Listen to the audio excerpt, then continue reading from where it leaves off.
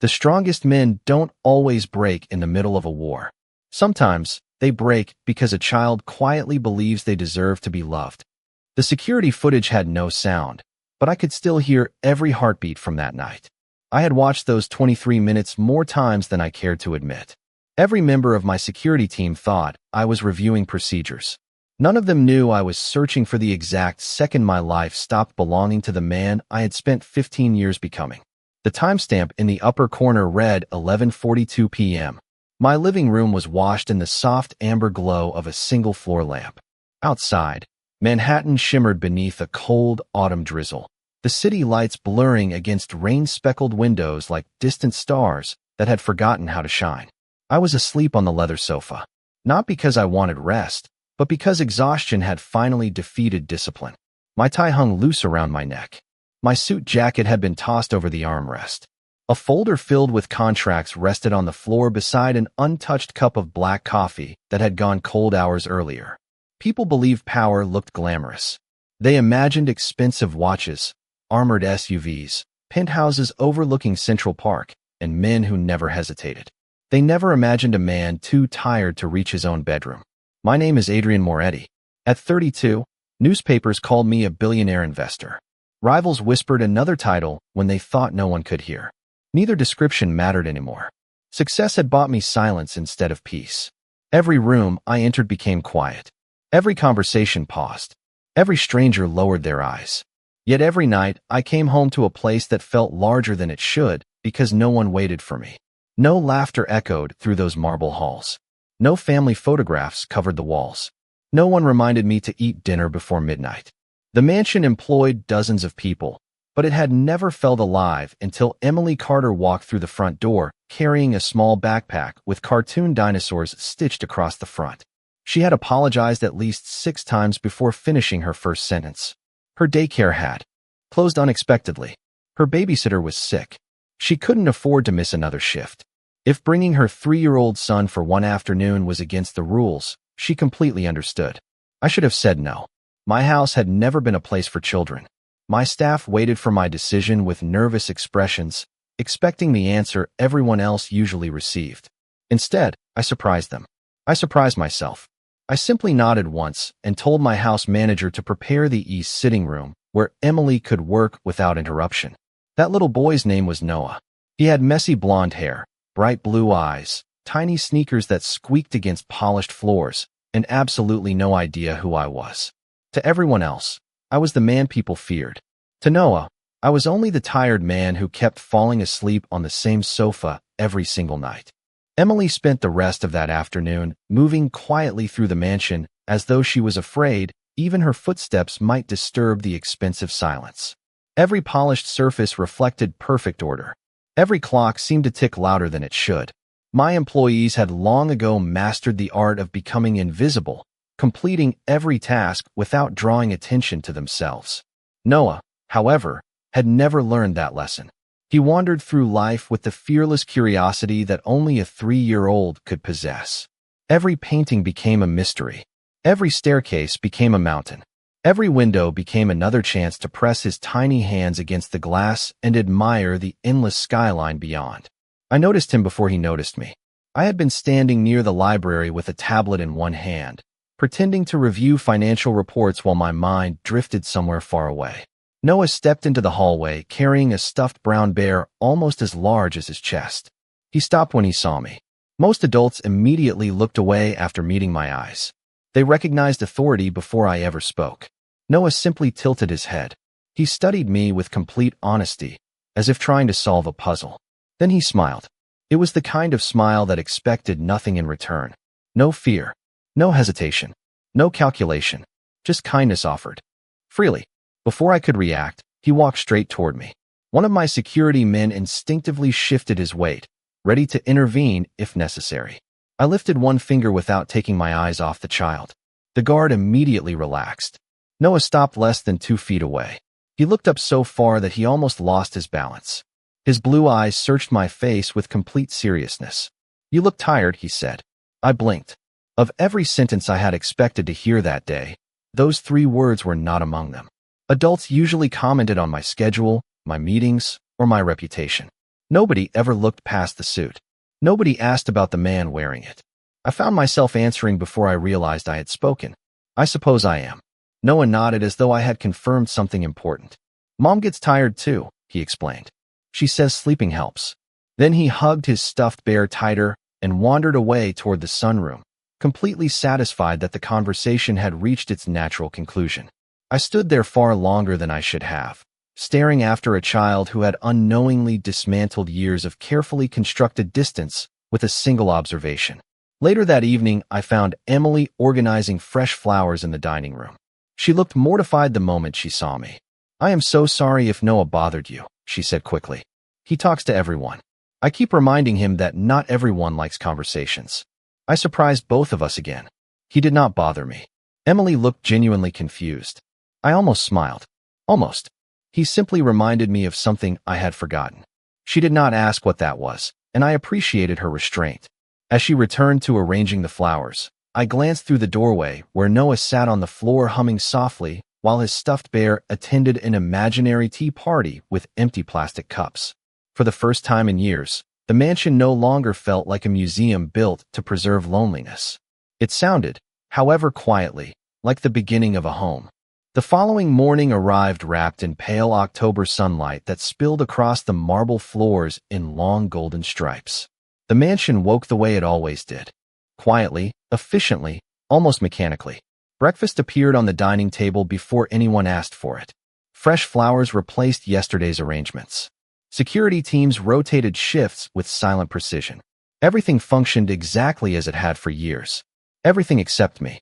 I caught myself listening for the sound of tiny footsteps before I reached my office. It was ridiculous. I had board meetings scheduled, contracts waiting for my signature, and more phone calls than I cared to answer. Yet my attention drifted every time I heard a distant laugh echo through the hallway. Noah had discovered the indoor courtyard that morning. It was little more than a glass-enclosed garden with a stone fountain in the center, originally designed as a place where I could escape the noise of the city. Ironically, I had barely stepped inside it in years. From my office window, I watched him crouch beside the fountain, completely fascinated by a pair of sparrows that had somehow found their way beneath the glass roof. He remained perfectly still, whispering something to his stuffed bear as though the birds might understand. Emily noticed me standing there. She smiled politely before returning to dusting the bookshelves nearby.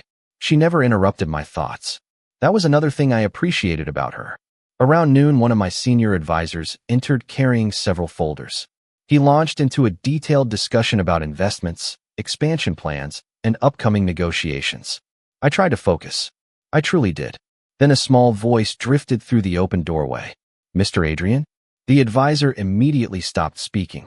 Noah stood in the hallway holding a single crayon drawing with both hands. Emily hurried after him, her face turning bright red. "Noah, I told you not to interrupt." He looked at her, then back at me. I made something. There was no hesitation in his voice. No concern that he might be disturbing someone important. To him, I was simply another grown-up who might enjoy a picture. I stepped around my desk. My advisor stared at me with visible confusion as I accepted the drawing. 3 stick figures stood beneath a bright yellow sun. One was noticeably taller than the others. The little boy proudly pointed at each figure. "That is Mommy. That is me. And that is you." I studied the drawing longer than any business document I had received that week. "Why am I there?" I finally asked. Noah shrugged with complete innocence. "Because you look lonely in your big house." The room became perfectly still. Even my advisor lowered his eyes. Emily looked absolutely horrified. "I am so sorry," she whispered. "He does not always understand." "No," I interrupted gently. "He understands more than most adults." Noah smiled as though that settled everything. He reached for my hand without asking permission, squeezed one finger with his tiny palm, then skipped back toward the courtyard with his stuffed bear bouncing against his shoulder. My advisor cleared his throat after several long seconds. "Should I come back later, sir?" I looked down at the drawing still resting in my hands. Expensive paintings lined every hallway of my home. Sculptures collected from around the world filled entire rooms. Yet somehow this page, colored with crooked crayons and uneven circles, felt more valuable than every masterpiece I owned. I folded it carefully instead of throwing it away. Then, for reasons I could not fully explain, I slipped it into the inside pocket of my suit jacket, keeping it closer to my heart than any document I had ever carried. The days settled into an unexpected rhythm, so subtle that I almost failed to notice it. Every morning began with meetings, phone calls, and decisions that affected thousands of people. Every afternoon ended with another stack of documents waiting on my desk. Yet somewhere between those endless responsibilities, a small pair of sneakers had become part of the soundtrack of my home. Noah never interrupted my work on purpose. He simply existed with the quiet confidence that the world was still a good place. He colored pictures on the sunroom floor. He built crooked towers from wooden blocks the housekeeper found in a storage closet. Sometimes he sat beside the fountain talking to birds that never seemed frightened of him. I caught myself watching him more often than I cared to admit. Not because he was unusually clever or unusually loud. Quite the opposite. He noticed things everyone else overlooked. One rainy afternoon, I walked past the kitchen without realizing he was sitting at the breakfast table eating apple slices. He looked up from his plate and frowned ever so slightly. "You forgot lunch again," he said. I stopped walking. Emily looked embarrassed. "Noah, sweetheart, that is not your business." He blinked innocently. "But he is hungry." I almost laughed, although I could not remember the last time I had actually done so. Emily apologized again, but I shook my head. "He is correct." She looked surprised. I did forget. That became the beginning of something neither of us planned. Noah started paying attention in ways that no assistant, manager, or advisor ever had. If my coffee sat untouched for too long, he noticed. If I rubbed my temples after another conference call, he quietly watched from across the room. If I walked through the mansion after sunset with my jacket still on, he would whisper to his stuffed bear, "He is working too much again." He never judged. He simply observed. One evening, I finished a video conference nearly an hour later than expected. The mansion had already grown quiet. Most of the staff had gone home, leaving only the overnight team moving softly through the halls. I found Emily folding clean towels in the laundry room while Noah sat nearby, drawing with a box of crayons whose paper wrappers had been peeled away by tiny impatient fingers. He looked up the instant I entered. Instead of speaking, he tilted his head the way he always did when he was trying to understand something important. Then he returned to his drawing without another word. Curiosity got the better of me. I stepped closer a few minutes later. This picture was different from the first one. There were no bright suns or smiling stick figures. Instead, he had drawn a large gray couch with one person lying across it beneath a blue blanket. Beside the couch stood a little boy holding a teddy bear. At the top of the page, he had asked his mother to write a sentence because he was still too young to spell every word himself. Emily hesitated before handing me the picture. The sentence read, "Everyone needs someone to say goodnight." My fingers tightened around the paper. Emily spoke softly without meeting my eyes. "He has been saying that all week." I asked him why. "He told me he thinks nobody tells you good night before you fall asleep." I looked toward Noah. He was humming quietly to himself, completely unaware that the simplest thought in his little heart had reached places inside mine that years of success never could. At that moment, I still believed I understood what he had been trying to tell me. I was wrong. The most important lesson was waiting for one quiet night when I finally closed my eyes before anyone else noticed. That evening the rain returned, soft enough to sound almost comforting against the tall windows. The city beyond the glass shimmered beneath thousands of lights, alive with people rushing home to families, dinners, and conversations that would never appear on any calendar. Inside the mansion, silence settled over every hallway once the last meeting finally ended. My shoulders felt heavier than usual. Another 16-hour day had disappeared into signatures, negotiations, and responsibilities that refused to wait until morning. I loosened my tie as I walked into the living room, intending to sit for only a minute before heading upstairs. The leather sofa welcomed me with unexpected warmth. I placed my reading glasses beside the untouched coffee on the side table and closed my eyes, telling myself I would rest for 60 seconds. The next thing I remember was darkness softened by the amber glow of the floor lamp. My breathing had slowed into the deep rhythm of genuine sleep, something that rarely happened outside my bedroom. Somewhere down the hallway, Emily finished wiping the kitchen counters. She checked the clock and quietly called for Noah. It was time to go home. Noah came running with his stuffed bear tucked beneath one arm, but instead of following his mother toward the front entrance, He slowed as he reached the living room. Emily gently reached for his hand. "Come on, sweetheart. Mr. Adrian is sleeping." Noah looked at me from across the room. His small face became unusually serious. He whispered, "He is sleeping on the couch again." Emily nodded with a tired smile. "Yes, honey." Noah remained still for several seconds. He remembered the drawing he had made. He remembered every afternoon he had watched me walk through the house carrying work instead of rest. He quietly slipped his little hand free from his mother's fingers. "Just 1 minute," he whispered. Before Emily could answer, Noah tiptoed across the rug with remarkable determination. Every tiny step seemed careful not to make a sound. He climbed onto the edge of the sofa with the awkward concentration only a 3-year-old could manage. The blanket folded neatly over the armrest was just beyond his reach. He stretched as high as he could until his fingertips caught the corner. Slowly, carefully, he tugged it loose. The blanket nearly covered him as it slid down, but he refused to give up. Inch by inch, he pulled it across the cushion until it rested over my shoulders. He stood quietly, studying his work the way an artist admires a finished painting. Then he gently placed his worn stuffed bear against my arm. "Mr. Buttons can stay with you," he whispered. "He keeps bad dreams away." Emily covered her mouth, afraid even her breathing might interrupt the moment. Noah reached up with both hands and softly brushed a loose strand of hair away from my forehead exactly as he had seen his mother do for him countless nights before. Then, with complete innocence, he leaned forward, kissed the top of my head, and whispered words so gentle they almost disappeared into the quiet room. "Good night, Mr. Adrian. Mommy says people sleep better when they know somebody loves them." Satisfied, he smiled to himself, took one last look to make sure the blanket covered my shoulders, and quietly walked back toward his mother without realizing that hidden above the fireplace, a silent security camera had captured every beautiful second.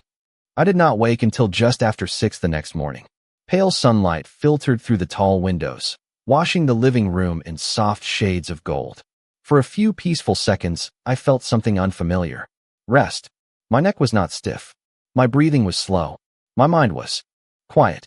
Then I noticed the blanket draped carefully over my shoulders. I frowned. I was certain I had fallen asleep without it. My reading glasses still rested on the side table exactly where I had left them, but something else caught my attention. A small stuffed bear leaned against my arm, its button eyes staring patiently toward the ceiling. I picked it up with one hand, confused. It certainly did not belong to me. Before I could make sense of it, there was a gentle knock on the open doorway. Daniel, the head of my security team, stepped inside carrying a tablet. His expression was unusually hesitant. I had known Daniel for nearly 10 years. Very little unsettled him. This morning was different. "Good morning, sir," he said quietly. I nodded. "I believe there is something you should see." I glanced from the little bear in my hand to the tablet he carried. "What is it?" Instead of answering immediately, he tapped the screen and placed the device on the coffee table. The familiar view from the living room security camera filled the display. The timestamp showed 11:42 the previous night. I watched myself sleeping on the sofa exactly as I remembered. Then the picture changed. A tiny figure entered from the hallway. "Noah." Daniel silently stepped back, giving me privacy without leaving the room. The recording continued. I watched the little boy struggle to pull the blanket across my shoulders. He nearly disappeared beneath the fabric, but refused to stop. I watched him place his stuffed bear beside me with complete seriousness, as though he were entrusting me with something precious. My throat tightened before I even understood why. Then came the moment that stole every remaining breath from my lungs. Noah reached up on his toes, brushed the hair away from my forehead with extraordinary tenderness, leaned forward, and whispered words the camera could not hear. Daniel quietly touched the screen, activating the directional microphone that had automatically recorded nearby voices. The room filled with Noah's soft little whisper. "Good night, Mr. Adrian. Mommy says people sleep better when they know somebody loves them." Silence followed. Not on the recording. Inside me. The little boy smiled, looked back one last time to make sure the blanket had not slipped away, and quietly walked toward his waiting mother.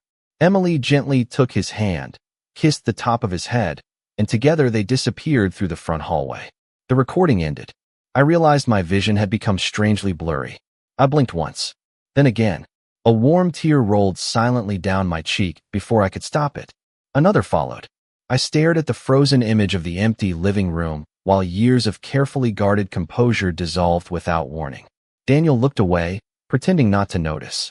He understood that some moments deserved witnesses who knew when to remain silent. I lowered my head into my hands, still holding the little stuffed bear.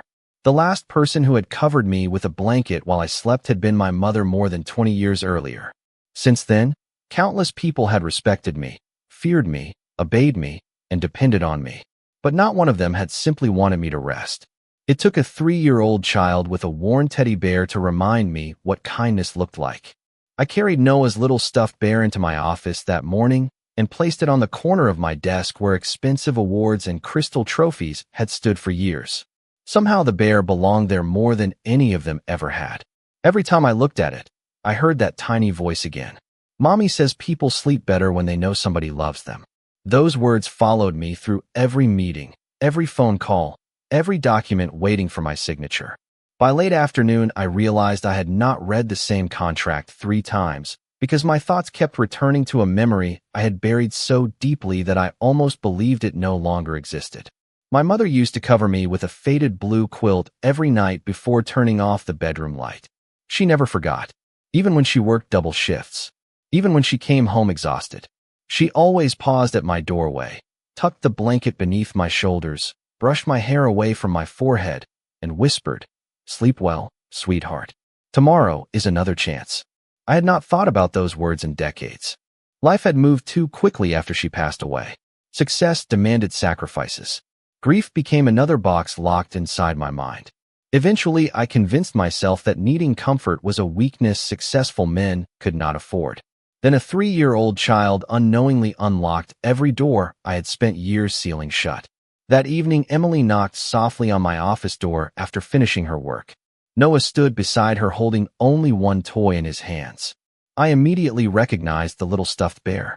"I think this belongs to someone," I said quietly. Noah looked at the empty spot on my desk where the bear had been sitting all day. Instead of reaching for it, he smiled. "Mr. Buttons wanted to help you sleep." I felt a lump rise in my throat again. Emily looked confused. "Noah, honey, we cannot leave your favorite bear here forever." Noah shrugged with complete confidence. "He is helping." I knelt until I was at eye level with him, something my staff had never seen me do before. "Are you sure you do not want him back?" He considered the question very carefully. Finally, he nodded. "You need him more." Children have an extraordinary way of speaking simple truths that adults spend years trying to avoid. I smiled, a real smile this time, one I could actually feel. "Then I promise I will take very good care of him." Noah reached forward and wrapped both little arms around my neck without warning.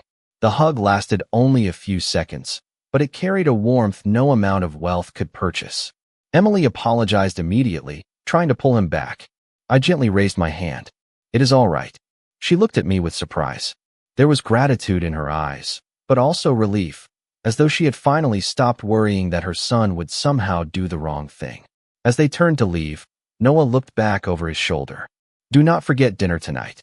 I laughed softly before I could stop myself.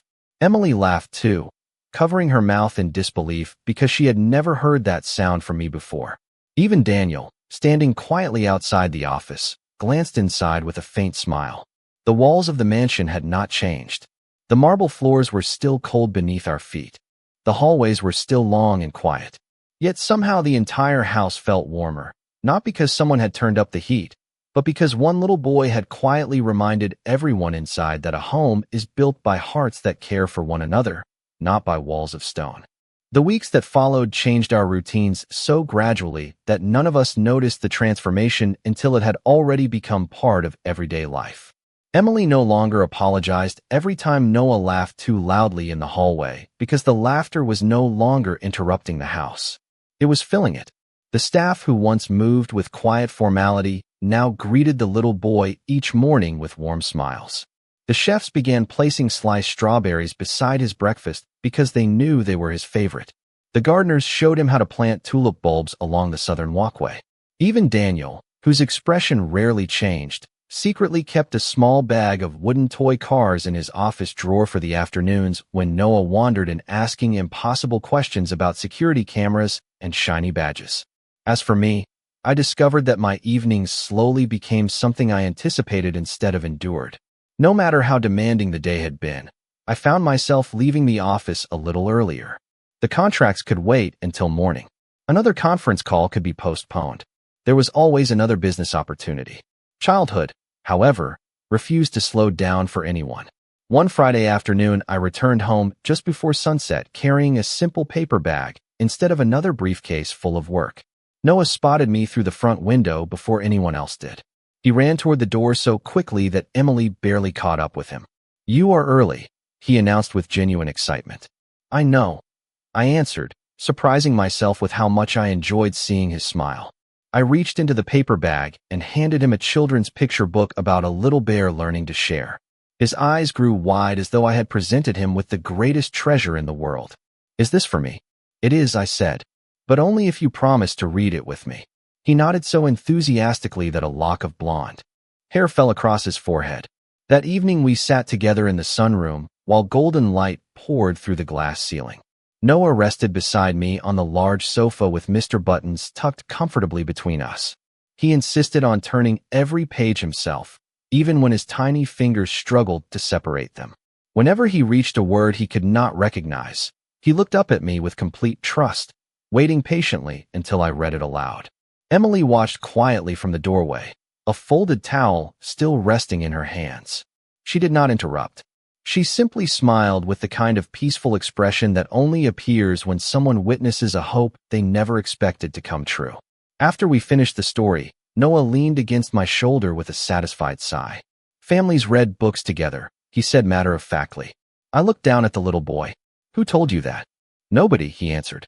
"I just think they do." His simple answer settled deep inside my heart. I realized then that he had never once asked me to become someone different.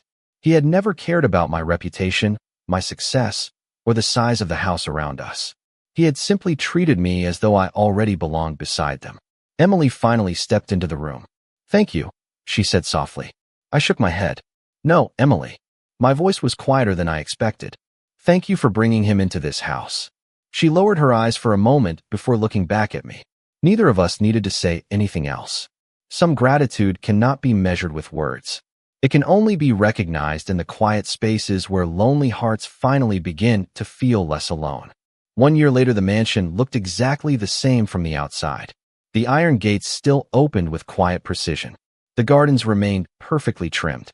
The city continued rushing forward beyond the stone walls without noticing that an entire life had changed inside them. Yet anyone who walked through the front door would immediately feel the difference. Laughter drifted through the hallways almost every afternoon. Children's books rested beside business magazines on the coffee table. Crayon drawings hung proudly inside my office, framed with the same care once reserved for expensive artwork. Mr. Buttons still occupied his permanent place on the corner of my desk, watching over meetings that somehow felt less important than they once had. I worked fewer evenings now, not because my responsibilities had disappeared, but because I had finally learned that success loses its meaning if there is no one waiting to share the end of the day with you. On a cool Sunday evening, golden sunlight spilled across the living room exactly as it had the night everything changed. Noah, now 4 years old, had spent the afternoon building an elaborate blanket fort that occupied nearly half the room. After exhausting every ounce of energy, he curled up on the familiar leather sofa with Mr. Buttons tucked beneath one arm. Within minutes, his breathing settled into the peaceful rhythm only children seem able to find. Emily smiled softly from the dining room doorway as she folded a small sweater. I walked across the room without making a sound. The same folded blanket rested over the arm of the sofa where it always had. This time I reached for it before anyone else could. Carefully, almost instinctively, I unfolded the blanket and draped it across Noah's small shoulders. He stirred for only a moment before settling comfortably beneath its warmth. A strand of blonde hair had fallen across his forehead. My hand gently brushed it aside exactly as someone had once done for me. "Sleep well, little man," I whispered. "Tomorrow is another chance." The words left my mouth before I even realized where they had come from. They were my mother's words. Words I thought had disappeared forever until one little boy returned them to me. Emily looked up from across the room. There were tears shining in her eyes, but they were peaceful tears, the kind born from gratitude rather than sorrow. She quietly walked over and stood beside me. Neither of us spoke for several moments. We simply watched Noah sleeping safely beneath the blanket. Finally, she smiled and asked, "Do you remember the first night he covered you?" I nodded slowly. I remember every second. My eyes drifted toward the security camera above the fireplace, still quietly watching. Over the room as it always had. Somewhere inside its memory remained those 23 minutes that had rewritten my entire future. I used to believe strength meant carrying every burden alone. I thought respect was earned through distance and control. I spent years building an empire that reached across an entire city, convinced that power was the greatest achievement a person could leave behind. I was wrong. A tired maid, a little boy with a worn stuffed bear, and one simple act of kindness taught me the lesson no amount of success ever could. You can own buildings. You can command boardrooms. You can influence countless lives. But the greatest privilege in this world is hearing a child believe you deserve to be loved. I once ruled every room I entered. Then a little boy quietly covered me with a blanket, and for the first time in my life, I finally found my way home.